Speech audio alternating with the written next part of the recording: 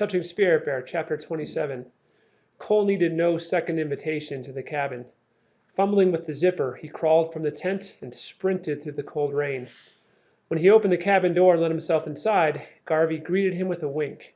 Peter was seated on the bed and eyed Cole with distrust. "Thanks, Peter," Cole said. After drying off and putting on new clothes, he heated water for hot chocolate. "Anybody else want something hot?" he asked. Garvey shook his head. "How about you?" Cole offered. Peter shrugged. When the water came to a boil, Cole made up 2 cups of hot chocolate and handed one to Peter, who took it hesitantly. "Why haven't we seen the Spirit Bear yet?" Peter said. Cole sat down at the table. "We will." He blew at his steaming drink. "I don't think there really is a Spirit Bear," Peter challenged. "I didn't think so either when I first came here," Cole said.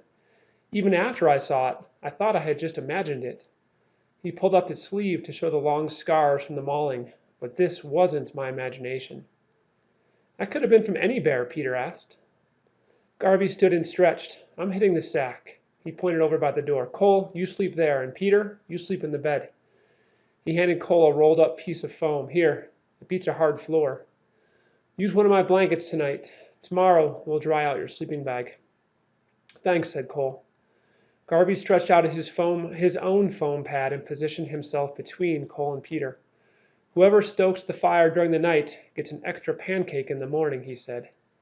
"I'll do it," Cole said. He didn't mind if he had to stoke the fire for the next month. It felt so good just to be warm and dry again. As Garvey blew out the lantern, Cole pulled the blanket over himself and lay back on the foam mattress. "This sure beat a leaky tent." He glanced over into the dark toward Peter. "Thanks for letting me sleep inside," he said. "Doesn't mean we're friends," Peter grunted.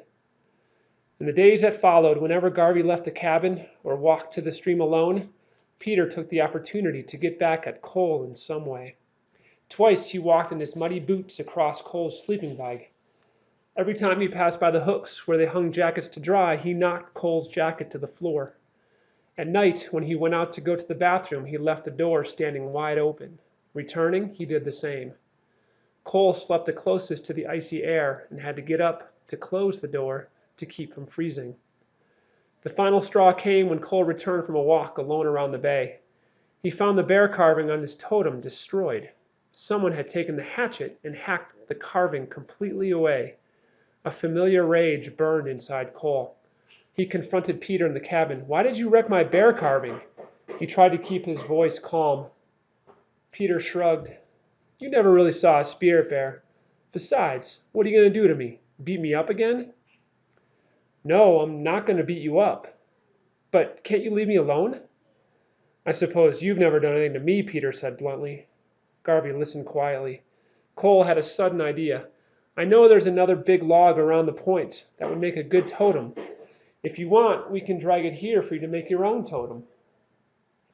"Why would I want to do that?" "When you carve, it gives you time to think." "I don't need to think. I need you out of my face. And besides, what would I carve?" Peter asked. "Anything you want. If you see a whale, carve a whale. If you see a spirit bear, you can carve a bear. I've learned from every animal I've carved." "There is no spirit bear," Peter challenged him again. "It was just a regular black bear that hurt you, probably an ugly one." Cole ignored the comment. "I'll help you drag in a carving log if you want." Peter shrugged indifferently, but after lunch he followed Cole and Garvey down the shore to see the log. Cole carried a rope. With the 3 of them working, they floated the log back along the shoreline. By dark, they had maneuvered it up beside the cabin next to Cole's totem. "So what should I carve first?" asked Peter. "Whatever you want. What was the last animal you saw?" asked Cole. "I saw a mouse in the cabin this morning." Cole smiled. "Then tonight we'll dance the mouse dance, and tomorrow you can carve a mouse." "I'm not going to dance a dumb mouse dance," Peter said, his voice thick with sarcasm. "Every animal has something to teach us," Cole said. When Peter didn't answer, Cole motioned toward the trees. "Let's collect firewood for the dance." "You collect wood," Peter said, heading for the cabin. "It was your idea." "I'll help you," Garvey said. Cole nodded. "I'll start the fire now, so we have good coals for cooking supper." Peter disappeared inside the cabin, refusing to come out until supper was ready. Then he sat out away from the fire as he sipped soup and ate one of the baked potatoes that Cole had wrapped in aluminum foil and cooked in the embers. After eating, Cole added more wood to the fire. He waited until flames licked high into the night air, then stood and approached the fire. "I'll dance first," he announced. Slowly, he moved around the fire, pretending to sniff about like a mouse. Suddenly, he scampered away from the fire as if frightened, then came back again, sniffing.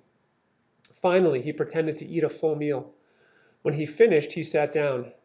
"My mouse dance taught me that a mouse is persistent and bold," he said. "Mice are survivors that make the best of wherever they are or whatever they have." Garvey nodded. "That's a good lesson. Now it's my turn." He stood and moved around the fire. Garvey's dance seemed to mesmerize Peter, who watched closely, following every movement. After Garvey finally sat down and finished explaining that mice are often not noticed and see things others don't, Peter stood and began dancing. His moves were jerky and unsure, but he kept glancing self-consciously over his shoulder, but he continued to move. When he finished, he remained standing beside the fire without speaking. "So what did you learn from your dance?" asked Garvey. "I learned that I look like a stupid dork," Peter said sharply. He turned and ran into the cabin. Cole and Garvey remained by the fire. "He's never going to forgive me," Cole said. Garvey shrugged. "Think how much your arm and hip still hurt. Wounds of the spirit heal even slower." Cole thought about Garvey's words long after they went to bed. The next morning, he went out and began carving a mouse into his log instead of going to the pond. He didn't have the heart to carve another bear where Peter had destroyed the first one. The bear carving had taken nearly a week to finish. Reluctantly, Peter came out and began carving at his own log. By late afternoon, both boys had carved mice into the logs. Cole couldn't believe how real Peter's carving looked. "That's unbelievable," he said. "Where did you learn to carve?" "I think my mouse looks better than yours," said Peter. "It does," said Cole, "but carving a totem isn't a competition. Saying your carving is better is like saying your feelings are better." Peter smirked. "Mine are." He turned to Cole. "Did you really see a spirit bear?" Cole nodded and told how he had pulled a handful of white hair from the bear that mauled him and then thrown it away. "The only reason I always had to prove things was because I knew I was a liar," he said. "I threw the white hair away because I decided I was tired of lying." Peter studied Cole as they went to the cabin for lunch. He sat quietly through the whole meal. After lunch, he returned to his log and to keep carving. "I want to be by myself," he told Cole. Cole and Garvey looked at each other but agreed to take a long hike outside the bay to look for whales. It was nearly dark by the time they returned. Hiking back around the bay in the gathering dusk, Cole could see Peter still carving, but not on his own log. "That jerk," Cole said. "He's messing with my totem again." "Hey!" he screamed, breaking into a run. "What are you doing?" Peter stepped back from the log as Cole came running up. Cole stared down, dumbfounded. In the same spot where the bear carving had been destroyed, Peter had almost completed another bear. The new carving was so real, the bear looked as if it were stepping out of the log. "That's incredible!" Cole exclaimed. "Hope you didn't mind," Peter said. "Could you teach me how to carve like that?" Cole asked. Peter shrugged. "Depends on if you want to learn." He turned away and headed into the cabin.